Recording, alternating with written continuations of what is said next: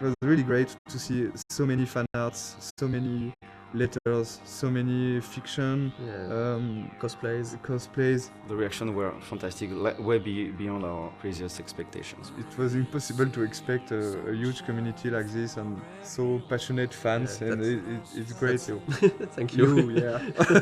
We started the project by making the game we wanted to make for ourselves, but at the end it's really making a game for the players, because that's what's important.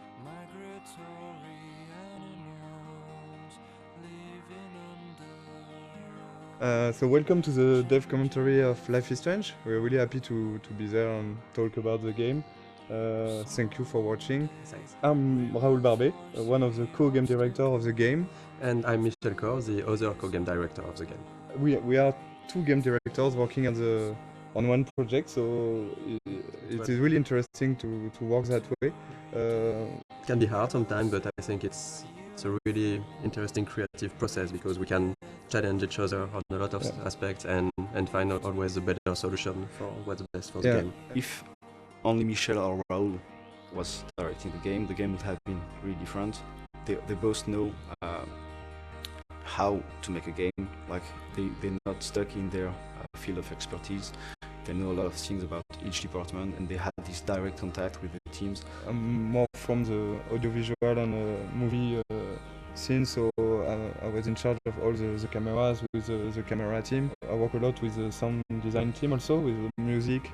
And myself, since I'm from an illustration background, my specialties were more on the art direction, and later for this game I'm starting to work way more with the narrative team and the voice recording sessions. It was cool because they had a similar vision for the game, so we didn't have a yes from one and no from the other. Actually, Michel and Raoul are in the game when you think about it, because there are two game directors, so we have a contraction which is Michel. But if you put it the other way around, it's Raoul and Michel, so it's Rachel. And I'm pretty sure they did it on purpose. The idea behind the game was because both of us worked on Remember Me, and there were some sequences in this game called memory remixes, and one of the founders, Hervé Bonin, asked this small core team to think about a game with this kind of mechanism. Very quickly came the episodic adventure game, because we wanted really to do something like that. There is really a lot of good new ways, interactive ways to tell stories. On an episodic format, you have to make a lot of choice for episode 1, because you won't be able to change after. A lot of assets have to be there in episode 1. Yeah. So the menu is one of those assets. It was interesting because there was a lot of variations. We did a lot of tries of what we wanted to show in this menu. The idea was really to basically show the most important locations of the game.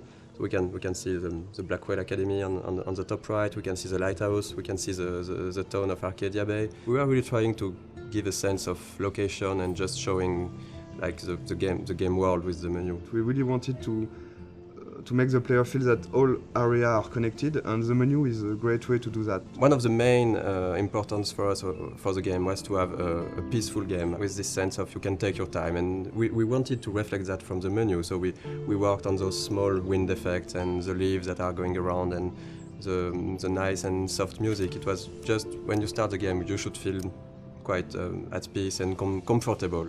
And even when the menu evolves in each episode, there is some small details that are changing. Like for the menu for episode 4, you have the beach whaled. That's this kind of details we wanted to just add with the variations of the menu. The game takes place in Oregon, in the Pacific Northwest, in the United States. When I went back there on vacations, I've seen a lot of places that really looks like what we did in the game.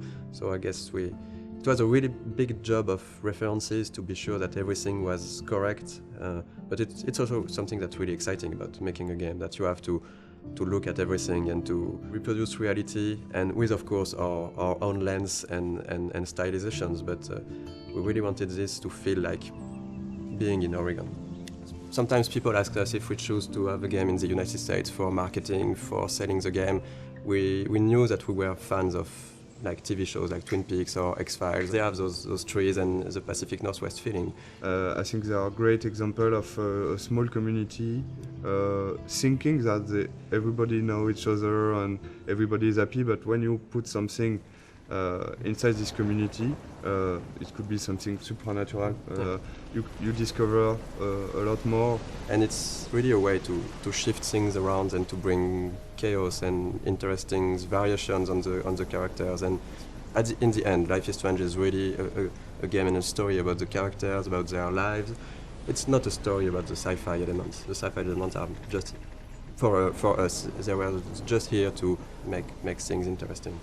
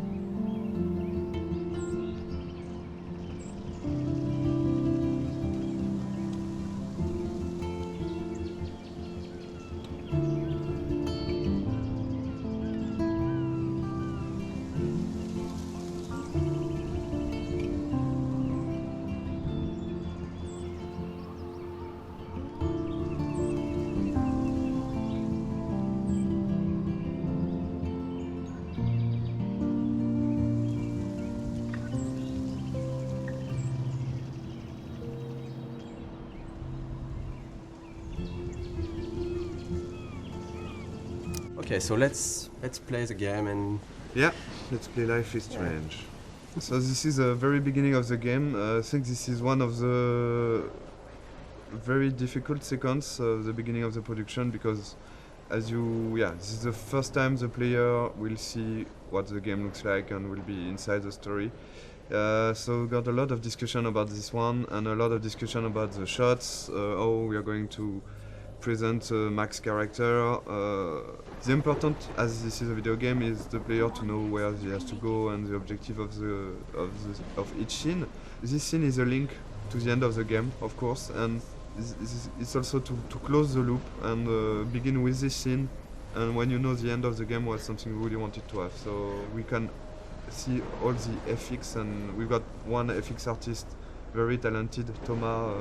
Here you can see a lot of his work, all the particles, the tornado. We took a lot of time to work on this tornado because when you're working on an episodic game, it's important to still hook the player from episode 1. So that's the kind of discussion we had about the rhythm, to when should we put something that has a bit more impact and that feels something that shows the player that there is something bigger. So this introduction was a bit like that. We wanted in Life is Strange the player to always know what Max is knowing. Okay, so let's play the game and...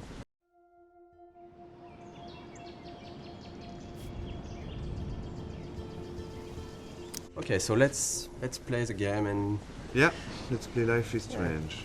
So this is the very beginning of the game. I think this is one of the very difficult sequence of the beginning of the production because this is the first time the player will see what the game looks like and will be inside the story. So we got a lot of discussion about this one and a lot of discussion about the shots, how we are going to present Mac's character. The important, as this is a video game, is the player to know where he has to go and the objective of each scene. This scene is a link to the end of the game, of course, and it's also to close the loop and begin with this scene.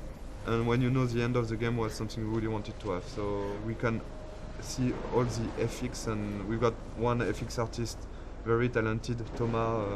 Here you can see a lot of his work, all the particles, the tornado. We took a lot of time to work on this tornado because when you're working on an episodic game, it's important to still hook the player from episode 1. So that's the kind of discussion we had about the rhythm, to when should we put something that has a bit more impact and that feels something that shows the player that there is something bigger. So this introduction was a bit like that. We wanted in Life is Strange the player to always know what Max is knowing and to just be with her. At this moment, Max doesn't know where she is and the player doesn't know it either.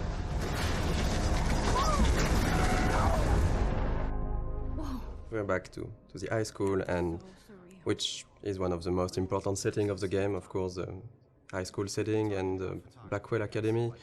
High school is something where the player will feel comfortable because he knows it, but the transition from the cliff to there is the twist of having something really different, and that should hook the player to say, oh, it's not just a teen story, there is more to it. And then, of course, we can go much over than that and twist it and change the characters. But it was an interesting starting point creatively.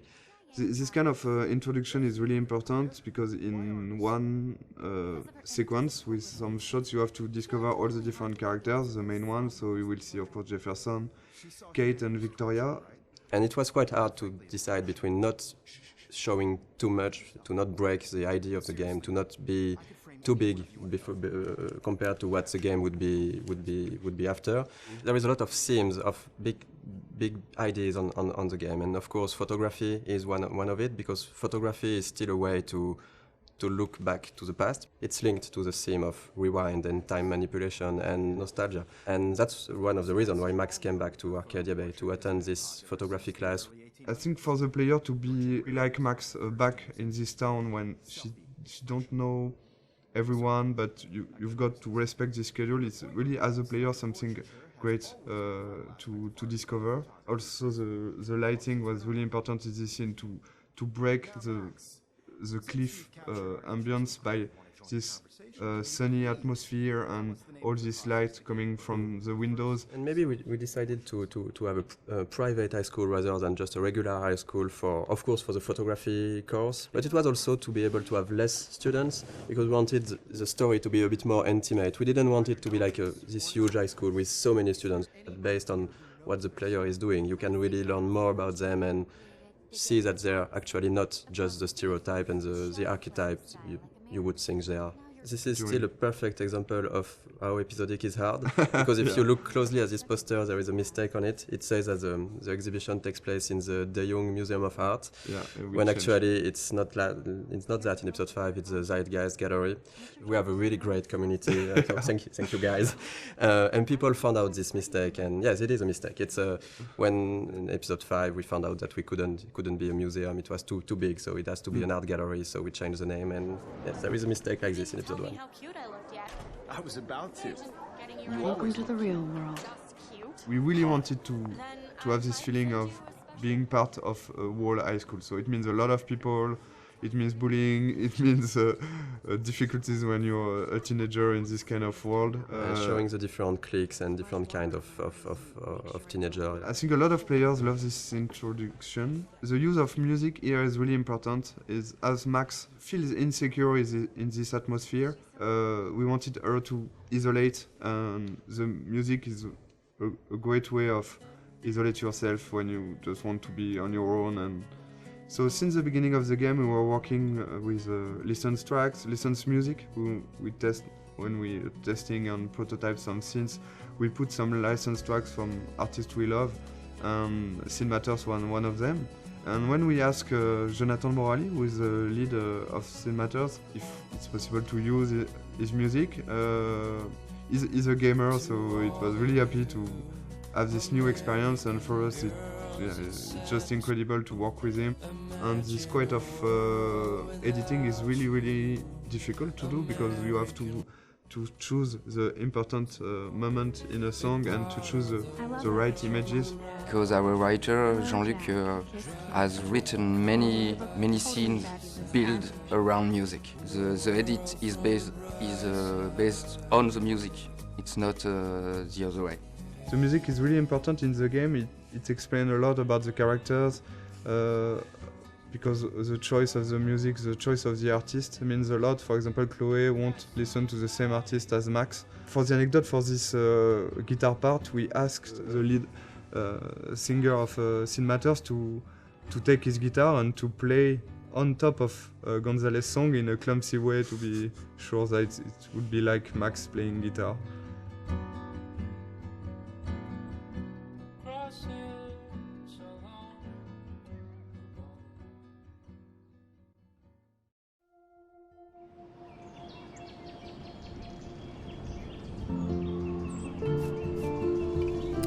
Okay, so the objective of this scene was to go into the bathroom. I think you can hear the great sound work. Sebastian, the audio lead, has worked a lot on this kind of effects. When you take out your earplug, you can hear more the ambience. And this kind of art is done by our main concept artist. We got like 4 concept artists working on the game, with Edouard, who has made a lot of artwork. He was the one concept artist. So basically in the beginning we do a lot of documentation, like we do a lot of research. From all those pictures we can find on the internet, every room, every character needs to tell you a story, who they are, what they do. And just for following the scene, even for the mood, when it's still the rhythm of the game. So we wanted this scene in the bathroom to have a really cold and harsher and more contrasty lighting, to be different from the soft and warm lighting from the art class before. Seeing this scene, there was here one of the mistakes we have done with the game. For example, when Max is tearing apart the Polaroid. In fact, I don't know if you have tried to tear apart a Polaroid, but it's quite impossible. Yeah, you can. We tried it. You can't do it. It's too strong. It's plastic, and it's impossible to tear it like she does. But of course, there is a lot of symbolic behind this, and so we decided to keep it, even if it's non-realistic. Maybe it's a bad Polaroid quality, and we can do it. So you can see the butterfly coming in from the window. There's a lot of symbol behind this. The butterfly, of course, with all the butterfly effects thing, and the fact that Chloe has got some butterflies on her tattoo, and the color of her hair based on the color of the butterfly. Really something we wanted to hear. The blue butterfly is really important, and of course at the end of the game it's much more important. One of the fans' favorite, and of course a character we really love, Chloe. She's one of the most important characters, because at the end the choice is about her. It was really important to create this character the best way possible, so the player would learn to care more and more about her. But we really wanted her to be not that nice at the beginning, so when she's evolving during the different episodes, and she's getting nicer to Max, people would care even more about her, because she changed, and she likes the fact that she changed. If she was the nicest person from the beginning, it wouldn't be, I think, as effective that her going forward and changing toward Max. Sometimes some players hated Chloe during the first episode, and I think it's not a bad thing, because you can dislike a lot of things about her personality, and after in episode 3, and of course at the beginning of episode 4, there is really something more to this character, and I think it's like having in real life with a friend. There is always some things you don't like. And the relation between Max and Chloe talk about that, and I think it's really interesting to see how the player will learn to like more and more Chloe. And Sorry. I think it was one of the biggest challenge of the writing process because we have 5 episodes, we have a limited amount of time, and we need to find the good beats and the good pacing to make those characters evolve.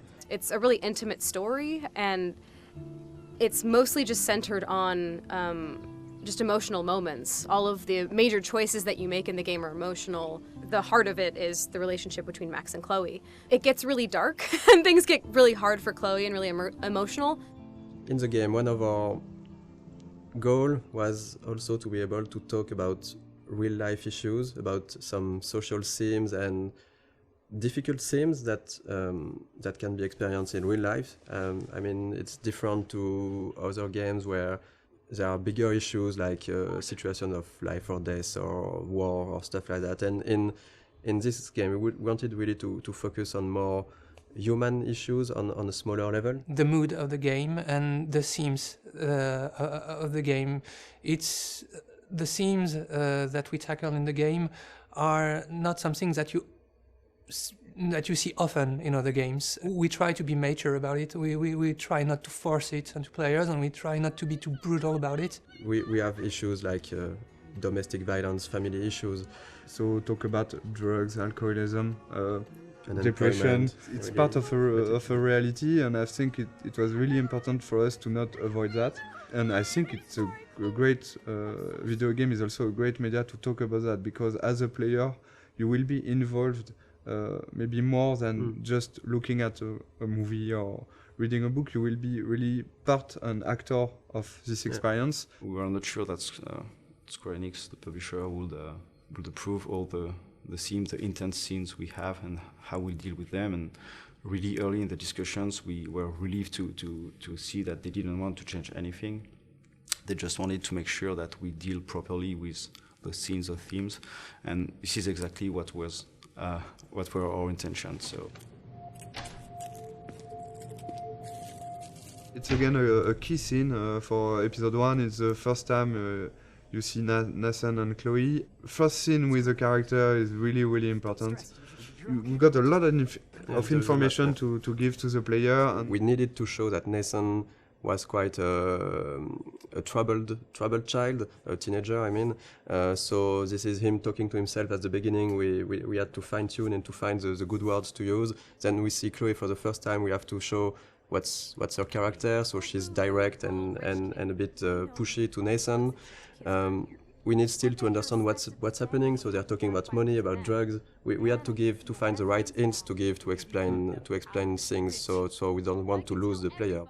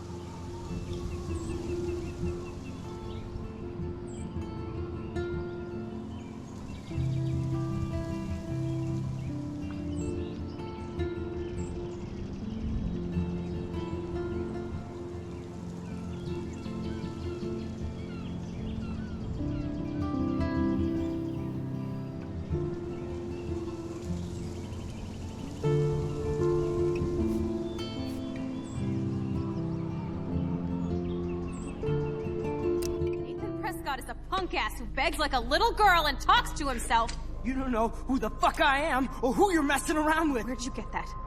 What are you doing? Come on, put that thing down! Ever tell me what to do. I'm so sick of people trying to control me. You are going to get in hella more trouble for this than drugs. This scene, this is the starting point of Max discovering that she has this weird power, because basically this adrenaline rush and looking at Chloe getting shot, that's how she can trigger that for the first time, and she don't know really why, but that's the seriousness of the situation. Then you'll go back in the art class. So we really tried on this scene to show the déjà vu feeling. So the editing and the shots were there to give this weird feeling to the player that, okay, I'm living that again and again, looking at the different moments that the player saw the first time in this scene. So yeah, for the editing in this sequence, we wanted to keep the same elements, but not necessarily the same shots. You can see that first 3 shots are the same, I think, and after we begin to change a little the point of view. So you understand that there are the same events going on, but just seeing from a different point of view. And I think, to be perfectly honest, we don't have a good explanation for why she's going back to the art class, because we needed it. I've got one, but I will never tell you. I don't think it's a mistake, and because we also needed to explain to the player, so the player can learn how things are working, and it's quite hard to do. So we took this freedom to have Max go back to the art class, which, even if it's a bit contradictory with how her power works after that. We are using this to explore more of Max's personality, of the characters, and because that's the way we created the character. Max, as we've seen that with what she's thinking. She has a lot of insecurity. She has issues to go forward in her life, to take decisions, and now she has this ability to not going forward, but going even backward. So it's an interesting storytelling device to question with her character and with the player, of course, to question choice and consequences, to question fate, to question really interesting issues. I think Max would never have changed as much as here in our story without this power and without this sci-fi element. So it puts the player in a very interesting position, because she will ask himself why he's doing some interaction. He can undo the interaction and try something else, but also Max, by doing this, will ask herself, am I doing the right decision?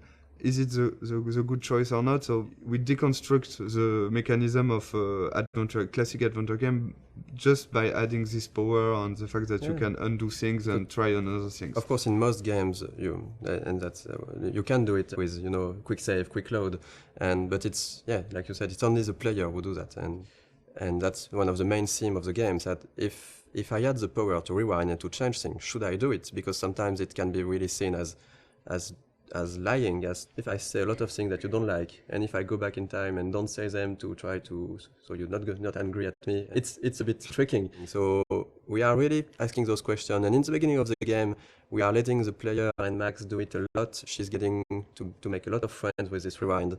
But later in the game, and especially in episode 5, we are really questioning this to see maybe it wasn't the right thing. Maybe what you did to try to lie to people with your power, was it really good? And that's something that can be interesting for the story, but also to ask the player at a moment. I think this is what we wanted to do also with this game, to show that it's difficult to make the choice, and it's even more difficult to live with it, but you have to learn to do that. And even if you could hesitate a lot, there is no perfect way to do things. Okay, if I'm crazy, I might as well go all the way. Can I actually reverse time? So that's basically that the first time the player will actively rewind. So we have Max thinking that, okay, I just got back in time. I'm in the art class, and so that's why we made her break her camera, because we needed to have an element that the player will see that we will rewind. So we can really explain how do you rewind. So Max broke her camera, and then she's thinking, okay, if I go back in time, maybe I can try to do it again and revert that. So that's the first real rewind the player is actively doing. It's okay. We don't really want the players to use the rewind all the time. But since it's important in the beginning of the game to really show the player the tools he have, and it was important for us to have this in this scene, to have a lot of use of the rewind, so he can really, okay, I know how it is now, and now I decide if I use it or not. I hope I have enough time to get to the bathroom. Please, please. I can't tell anybody. They'll think I'm crazy. Since we are really playing the game with the point of view of Max, for her, not everything is clear, so it shouldn't be clear for the player.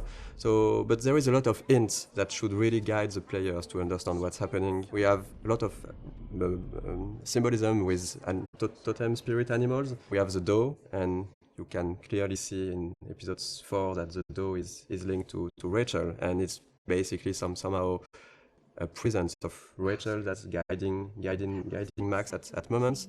I'm not sure that a lot of players notice that, but in episode 2 actually, when you see the doe in the junkyard, it's precisely where Rachel is buried. There is this mystic feeling around the town, and since we didn't want to clearly explain everything, it's part of what makes Arcadia Bay a bit different and a bit special.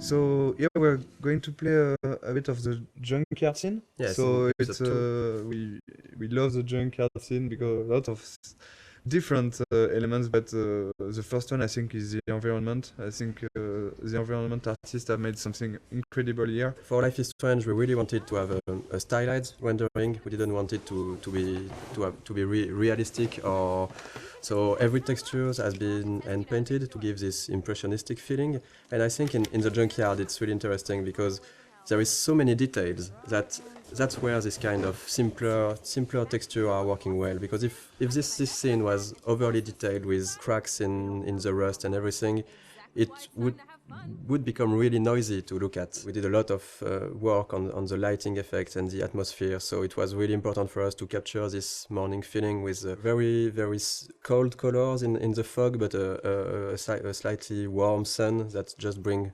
some soft and warm feeling to the scene. This scene is also a good example of what we want to do in terms of environmental storytelling. We've got a lot of different objects who are there and who has their own story. And Okay, let's do this. Can you find 5 bottles while I prep the shooting range? Beer and guns? Nice combo. You can handle it. Now go find us 5 bottles. This is one of the pretty best please. puzzles of the game, I think. Yeah, I think it is. I think it's mostly the final bottle that was really hard to find, and we did a mistake on it because it was maybe too well hidden. Our goal for this was just to allow the player, to push the player to visit the place while looking for those bottles, because there is a lot of interesting things to discover. Basically, the junkyard is where Chloe brought Max to try her power, but it's also where Chloe and Rachel were hanging out together before Rachel disappeared.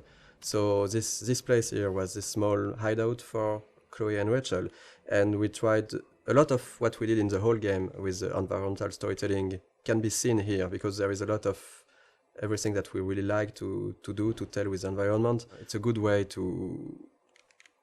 of course, to show more to the player. So it's also to give rewards to the player who want to know more about the characters and who is curious. Because you can do this whole scene without looking at every details, but there is some hidden stuff. This one is harder to find. I think that not every player find it. And this is a big letter that Rachel wanted to write to Chloe and maybe never gave it to her. In Life is Strange, we really tried to put a lot of attention to the details. We have a lot of various levels of things, and if you look around, you can find some really small details that are useless to the main story, but interesting. Actually, we start to play with that, putting more and more things in corner, in dark area, to see if the player can spot it or not. And usually they did. They noticed things that we thought they could not notice, like on a shirt. We have letters that when you put in the right order, it says no fucks given, and they noticed. I don't know about this. Are you afraid of getting in trouble? Oh, boo-hoo, Max is afraid. I know you can handle this, and I'm here to guide you. Make me proud, sister. Life is Strange really is a game about choice and consequences. So We have a lot of choice you can make in the game, which will have consequences later on in the same episode or in the other episode. And there is one big choice in this scene, right, that will happen, for example.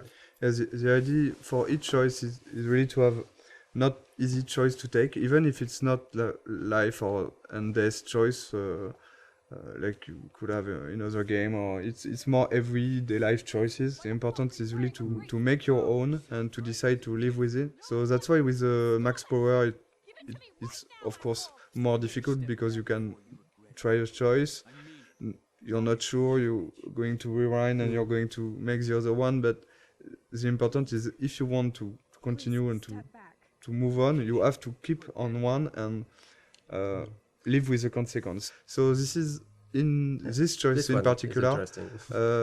What do you want to do, Michel? The first one. I don't think I would shoot a guy anyway, so I would say... we won't shoot. I won't shoot. So you can see directly some consequence. It means that you don't have gun anymore, because Frank is going to take it. Chloe will be pissed off. You can of course rewind and try the other one. But something that's really interesting, because it was a lot of work at the beginning, because we were thinking that if you have the rewind, does it not completely destroy the fact that you are making choices? And actually, we've seen that players are really hesitating. We've watched some Let's Play video, and we've seen players just, even if they knew that they could go back, they were hesitating so much when they make a choice. I think it's interesting.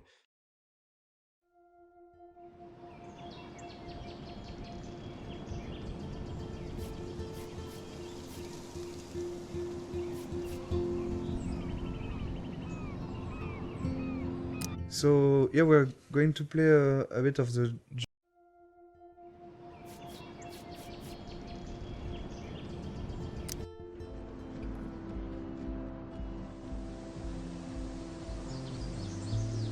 Here we'll be out of the campus for the first time for the player. So this is the first time the player will be able to use his power when he wants. He can do before, but there is no so many interaction and puzzles. Here there is we really wanted to have a lot of different things to do, talk with people, use the power just to see fun stuff.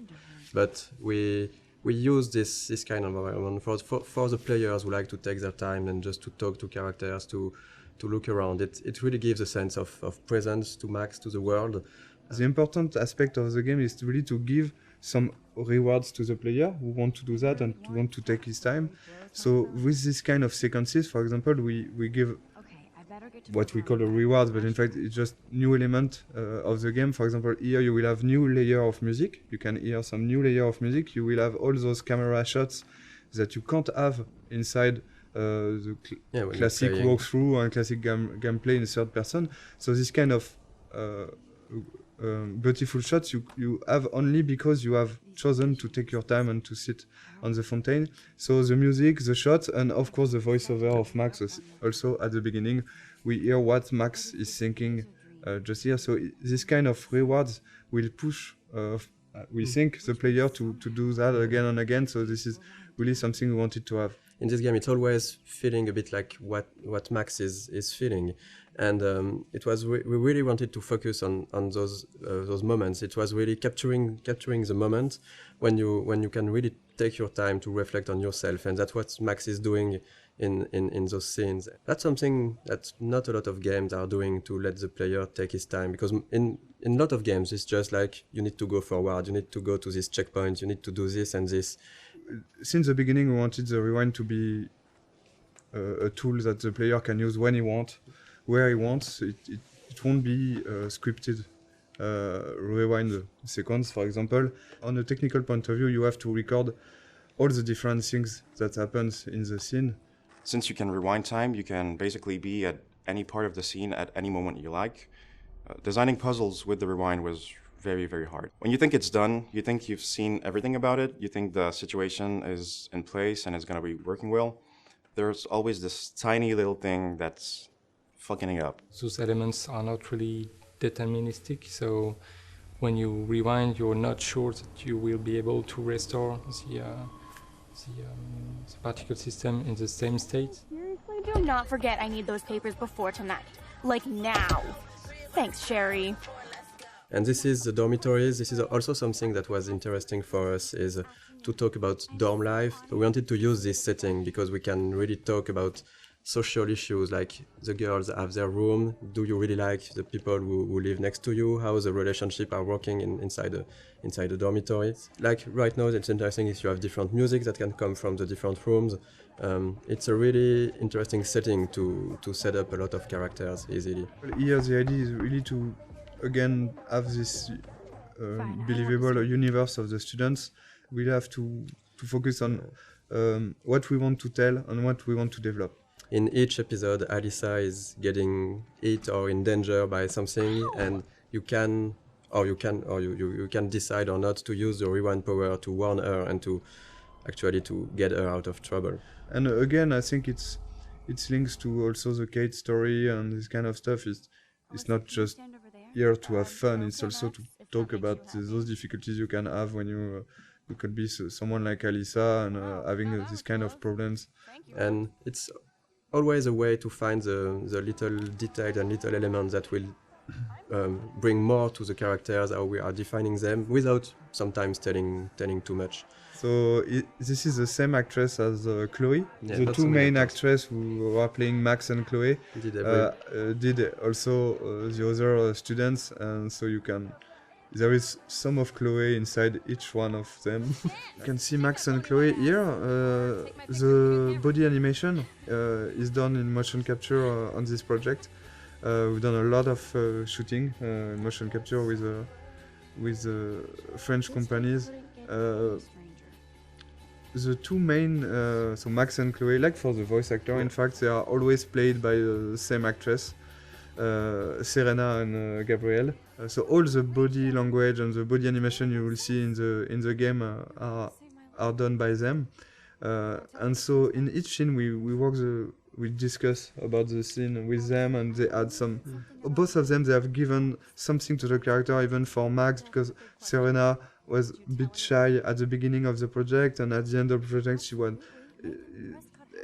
was different, and we can see the evolution of Max inside her acting. So who did you tell? The principal. But he didn't seem to believe me. The principal? Are you still 12? That drunk jackass only cares about cash for Blackwell Academy. Don't trust him. I didn't mention you at all. This is the first time we will really see the Max universe by discovering a room. So let's go inside. It was a really important scene for us because you're playing as Max in the game, so you already start to know some about her with what happened before in episode 1. But when you enter her room, it's really her universe. It's everything in this room should describe her, who she is, why she is like this, and speak a bit more about her past. There is quite a lot in this room, in fact, compared to the... Because we tried, I think, episode after episode also to focus on different things, and we can't put too many objects in a room. If you want to play a character for 5 episodes, you need to invest in this character, and all those kind of details and were really important to make a connection between the player and Max, to learn a bit more about what she experienced before, and maybe also why she is how she is right now. Something we really wanted to have with Max's room is also to have a great contrast between Max and Chloe. So it was really important to have those two characters. Max and Chloe are really different. They are quite opposite at the beginning of the story. So we wanted that her personality and also her universe, her rooms reflect that.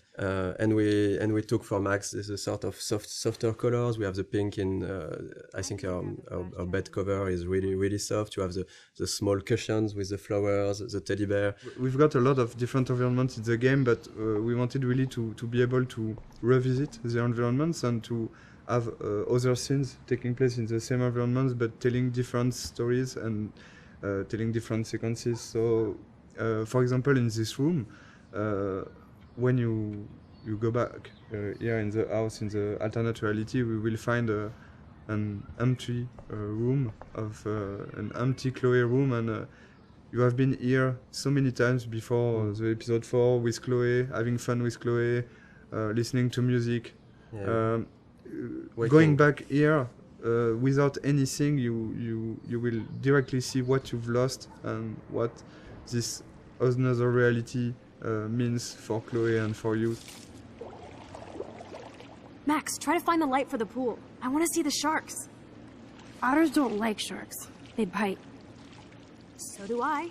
Hit that light. We've done the same with the swimming pool, for example. We've got a great scene in the swimming pool between Max and Chloe when they are alone during the night, and after you got this huge vortex party, which is a really different atmosphere. So this is kind of... On the production point of view, it's basically a brand new environment, but it's still in the same place and with a lot of similarities.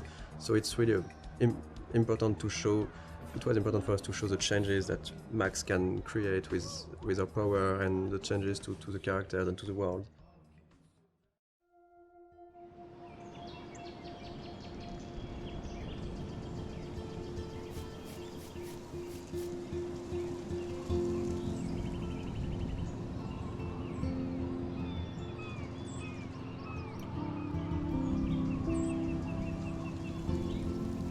Stop treating me and my mom like we're your family platoon! Hey! Leave Joyce out of this! I wish you'd leave Joyce! Like now! Seeing this kind of family violence, and it's something you can have encountered as a player. I think we all know some people who got some difficulties, and you can have by yourself also. Here, the choice you're going to take will have consequences on the relation between Max and Chloe, but also on her father.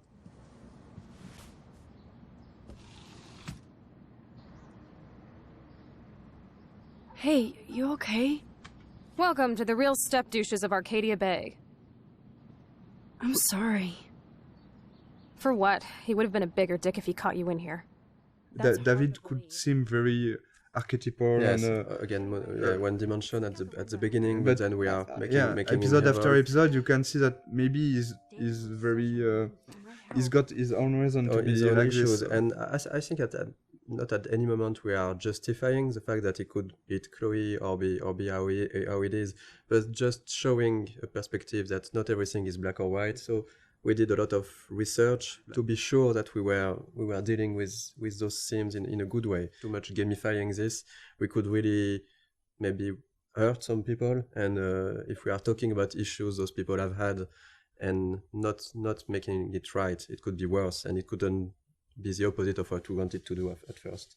So here is a Kate character that you have met in the first episode, but not so much. And the episode 2 is really focused on Kate and Kate's story and Kate's difficulties.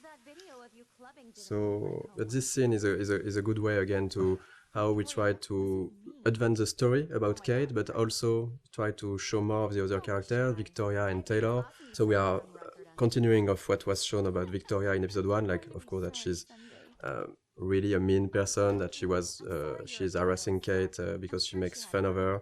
And so this kind of scene, yes, is we are really trying to advance the story, bring out more of the characters, and of course there is great cameras on it. All over my face.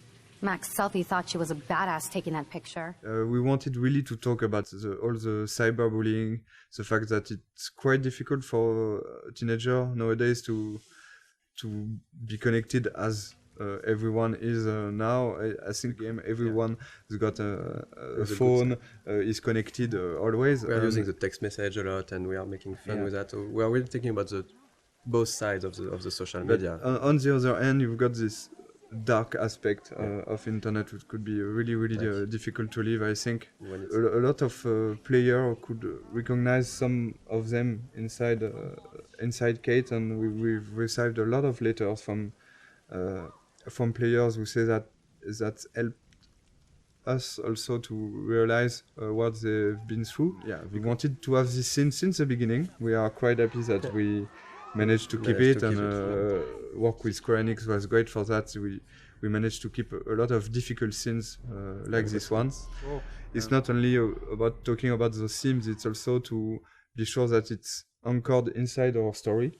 And here, of course, this experience and the Kate story will push Max to think about her power, to think about the consequences, to Yeah. think about the relation with other characters. That's actually the one time in the game where Max's power fails her. So when you arrive on the roof, you are really by yourself. You have to talk Kate out of jumping, and this was also the second part of what we wanted to do with this sim, is to show that if you care to the people you like, you can help them, and that's basically what Max has to do at this moment, is really to care about Kate, to show her that she knows her, that she's her friend, and to really take out of jumping. I think that's something that was interesting on writing all these scenes, and is even in episode 1, you know, Kate was written as somehow as some type of archetype. She's a bit religious, she's for abstinence, she has this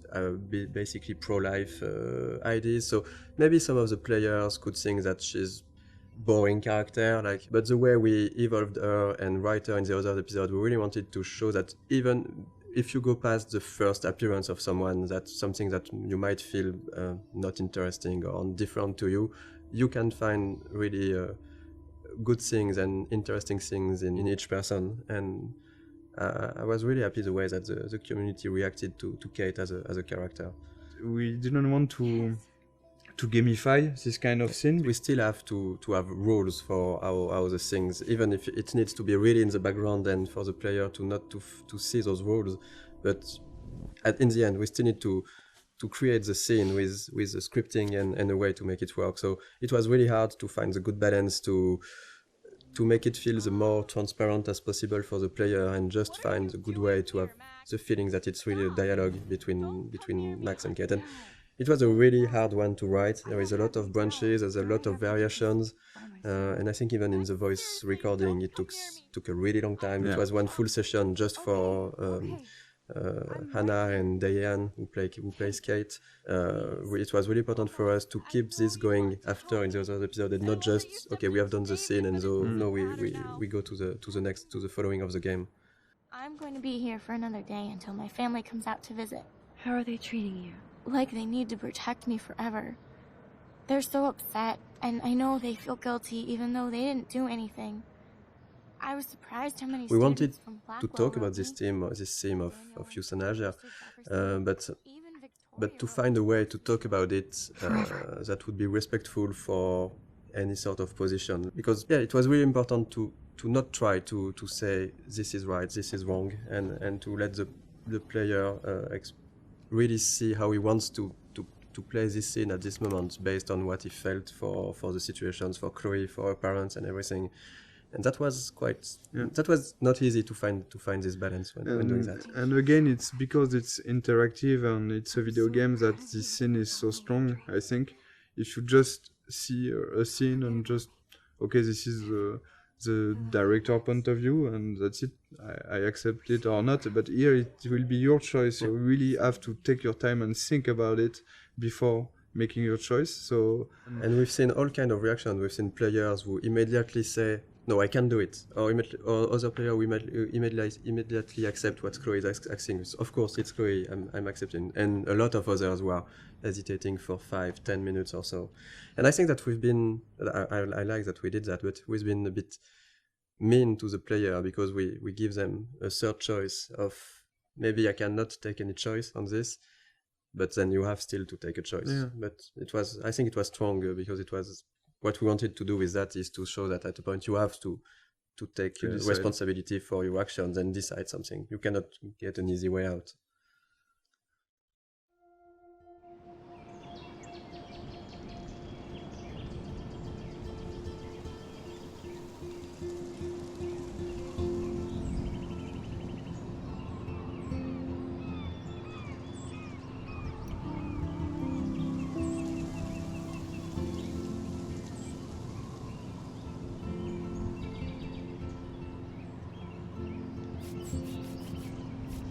A lot of photographs, even some of the no weapons, the no bullying, no weapon. Yeah. We took photographs in some high school in it wasn't in Oregon, but it was near Washington, so it's still in the Pacific Northwest, near Seattle. And we took some of those, we just adapted some of those posters, and even for example like this for the map, we did a lot of research, finding real maps of real buildings and trying to be quite precise with the scale, the layout, the locations, because we really wanted everything to feel genuine and to, sometimes you can go really wrong in a game if you just start to forget about the scale and the detail. So we really wanted to have things right, like having this kind of fire hose at this place. And since the game takes place in October, and we are in the US, there is already a lot of Halloween decorations and stuff like that. We wanted to have the game at the anchor in reality, but also of course, we have a lot of references. We are huge fan of some TV shows, of books, of movies, and I think that in Life is Strange, the setting was really good to have a lot of those Easter eggs that will speak to the players and put the game into a pop culture reality. So there is a lot of stuff that is scattered around the game. If you look at every license plate in the game, you'll see that the letters, they are meaning some. In episode 1 is titles of TV shows that somehow we liked or that were somehow inspiration in some part for the game. In episode 2, it's movies. In the dormitories, you have the room which Red Room. Someone wrote Red Room on the slate. It's the number of the room in Shining. Yes, and so it shows that we love us as developers the movie, but also that the characters in the game, of course, know about this movie because it exists in their real world, and they are making jokes about it. We knew that we had to hire an American scriptwriter. We sent some tests to few writers that were recommended and we knew, and Christian Divine, we had a Skype with Christian. After maybe 2 minutes, we all knew that it was going to be him. I had this kind of vision of him in the office working with us. Since we've chosen him, he was at 100% and even 200% in the project. With us, he completely understood what we want to do with the characters and with the story and with the different themes we wanted to talk about. During the motion capture session, we asked the actor and the actress to, when they meet, Max and Warren meet the first time here on the parking lot, we asked them, they were trying to kiss themselves, but you can't do that in the United States. In fact, as French, we were thinking that it's cool, they are going to kiss themselves. Warren tried to kiss Max, to kiss Max on the cheek. We've never done that, so we changed after a discussion with a writer and a lot of friends. We said, okay, yeah, we should switch to a hug. So we changed the animation to have just Warren try to hug Max and not kiss her. And yeah, this is a kind of mistake we can do as French people, so we have to be very careful about that. And it was really good because in France you can in say France, hello by kissing a girl like this, by just having a peek on the cheek, and not in the US. And this is the kind of stuff where having an American writer was really needed. We made some other mistakes, like on this parking at the beginning we had the parking spots which were really small. And Christian said to us that this is not American parking spots. In the US, you have large parking spots because we have big cars, so we changed that. And we did that for various things, like sometimes a sign were not at the right position or something that was not perfectly true to reality. So, Chloe's house. This is the very, very first scene we've made for the game. So this is really the scene that we have modified a lot to create Life is Strange. This is also the scene with which we sold the game to Square Enix. That's the scene we showed to publisher. The first time I tried the game, it was the Chloe's room, a really early prototype, and it felt fantastic to play it. I was literally smiling while playing it because the scene was working really great already, even though the environment, the characters were not final. It was really, really good to play. And we decided to use this scene because every mechanism is here, but it's also a scene that shows really what Life is Strange is, because it's a story about those two girls trying to reconnect. We had the two main characters. We had strong issues with what happened with David later. So we have the environmental storytelling when you're visiting a different part of the house. We have Zen sequence. It had the feeling that we really wanted to push for the game. This slow-paced, nostalgic feeling. I think that this scene is really a really good one to show that in episode 1. At the beginning, it wasn't exactly like that. We got different outcomes, and so the scene which is in the game now is really different from the very first prototype. At the very beginning, it was only the arguing with David we have done in motion capture, and I've played with Jean-Luc, so Jean-Luc... You were doing Chloe. Yeah, I was playing Chloe and Jean-Luc was playing... No, I was playing David. And Jean-Luc is a great writer who has written the original story, so we have played all together because we didn't want to... We didn't add the money, in fact, to have a optic motion capture shooting, so we try by ourselves to have animation for the prototype, and the animation is quite ugly. The characters also are the ugly. first version were ugly, and there were at the beginning no textures. We had version with only the grey characters. We were really weird without hair, so we had a hairless Chloe. And I think Max is quite frightening. The smoke and all the FX elements, they are made following the same idea as non-realistic, but like it looks like undrawn smoke a little. But it's really, really beautiful, and our FX artist has made a lot of FX like this. We can see also the wind outside. The wind effects are really beautiful. And we tried to be as close as possible of the concept art. Like, ideally the game, we wanted it to look like some sort of animated concept art. And I think it's really... The 3D environment artist and the concept artist, they did a really great job on that, because if you look at the concept art for this room and the 3D final scene, it's quite pretty close. We have those low detail textures, but this feeling of light but it's a lot of details that we tried everywhere. Even if the lighting, if you look just at the light on the drawer, even on the light, we have this small bending that gives the feeling that the light is hand-painted. So we did a lot of work on everything, on lighting, visual effects, textures, to have this cohesive style. And sometimes the player might not completely notice it, but it still gives this cohesion to the game. Like, for example, for the Chloe's house, how rich Chloe's parents are, so what kind of house they can afford. So this get painted. In concept art, we do like every room, or even the map, the floor map. In Mac's rooms, there's a lot of photos on the wall, because she likes to take photos, and you get like the bands, poster of bands, which she like, you have to feel like who they are, and just by looking at the room. Mm-hmm.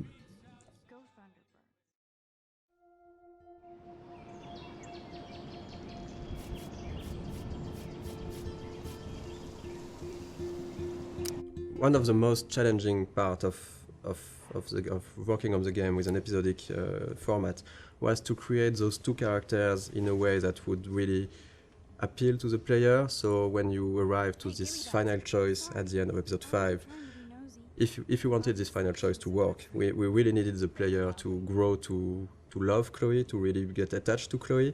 So two of the biggest challenge was, of course, the writing and the voice acting to make that happen.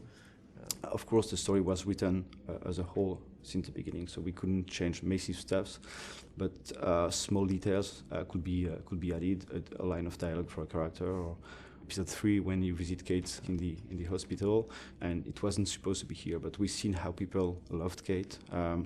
And we realized how much it was important to have a scene like this one. It's a way of finding the voice of the character. So sometimes you just need to think about expressions or words that one character will use and the other won't use it. And that's how you grow to like those characters. Because when in episode 3 or 4, Chloe at a moment use the word Hela, the players were waiting sometimes for it, and they recognize that, okay, it's Chloe because she's using that. So we're working with Blind Light in Los Angeles, and they sent us a lot of different voices to listen to them, and we have to decide. So we decided with Michel, Sebastian, and the producer, and Square, which one we want. So it was quite difficult. For example, for Max, we've got like 40, I think. Yes, I guess we got 40 voices. different castings. For Chloe, it was 30, I think, something like that. Most of the time, we were quite sure and quite agreeing on the actor. It was really hard for Max, because it's always on our mind, like, are we really sure that we're doing the good choice? Because it's so important. I don't know the number of lines she has in the game, but it's almost, I think that there is almost 14,000 lines in the game, and I think that more than 10,000 are from Max. I've never played a character that I related to so much. I have a lot of the same issues that she does with her confidence, and so getting to play someone that seemed so similar to me was really an extraordinary experience. I really feel like I'm growing with her. We'll help you. Just let me go. And the fun story is for Jefferson. The guy we choose is Derek Phillips, and after we choose him, I discovered that he was Derek Phillips, and he's actually playing one of the main recurring character in the show Friday Night Lights, which is one of my favorite TV shows. Well, this has just been really fun for me, especially coming from the standpoint where, when I auditioned for the role, I wasn't sure if Jefferson was going to be the bad guy in this. So, you just kind of came in and we would do our voiceover sessions, and he was just a cool teacher. So it was kind of neat to find out about this twist. I mean, I'd kind of heard that might happen, but I didn't know for sure if it would. So it was really, really fun to play with that. So we are really proud and happy to have Anna and Ashley for Max and Chloe. All the voice talents we've worked with were really involved. They've given something unique to those characters, and that's why it has worked also. It's because there is a part of their soul inside their character. For Hannah, for Max, one of the hardest parts is that there is so many lines of inner voices. So it was really important for Hannah to give something great for those, and I think it was quite the case. And for Ashley, one of the really hard parts is that there is and for Hannah too, there is a lot of really emotional scenes. I really wanted to sell the moments, and I was putting pressure on myself to make certain moments, like with Rachel, lots of the moments that happen in episode 4. I really wanted them to feel real. And I'm constantly on this roller coaster, so I had to figure out how to harness those feelings so that I could use them to illustrate what Max is going through. I remember during the voice recording session, for example, for the scene where they are discovering Rachel's body, it was really hard, even just for myself, to listen to the scene, and they told me after that they were, both of them were really crying when they were recording this scene. We knew already how we wanted to end each episode, but after we take a lot of time to discuss about how, and to think about the editing and the framing, the layout of each scene. The endings of each episode. That was something really important, of course, because it's an episodic game, so the ending is crucial if we want, of course, the player to enjoy the episode and to want to come back for the next episode. So I think we looked a lot at also what can be done in TV series, because with the episodic format we were kind of the same way. At the end of an episode, you want either to bring back some element of the story, so in order to hook the player, or you can use a cliffhanger. And I think that we did both of that, depending on the episode. And right now this is the ending for episode 2. Here the episode 1 and episode 2 endings are not the same, but it's the idea behind was really to show all the characters of the games, all the main characters, and showing that there is maybe something more going on. Yeah. And in episode 1, for example, we even show some characters you haven't met already in episode 1, Joyce and Frank. And you will find them back here at the end of episode 2 in small scenes. And we really wanted those in episode 1 and 2, those ends to be like a wide description of all the characters and all what's going on, and also showing other aspects of each character. For example, seeing David on the with his head on the shoulder of Joyce, seeing Victoria and Nathan in Victoria's room, seeing the principal and Jefferson arguing. This is kind of small hints that maybe will push the player to want to see more. Because this is basically the only moments where we are seeing those characters when Max is not seeing them. Exactly. And so we can just bring a bit more. We are not telling too much. We are just bringing a bit more on those characters, a bit of sort of mystery. And this goes with the idea that everybody might be hiding something or might be a bit different. Like Victoria here we can see her crying when clearly this was not the way her character would behave before. And having Nathan going into her room, we don't know what's happening between the two of them, but it's still bringing a bit of mystery and interest for the characters, for the player. When we worked on the cliffhangers for episodes 3 and 4, of course our goal was still to have a twist. We were really trying to go on with what was important for the story and not just having the shock factor. Maybe just want to thank you for all the gifts, all the support we have from you. Yes. And thank you very much to be so active and so passionate about the game, and we're really happy to see that those characters and this story and those themes means something also for you.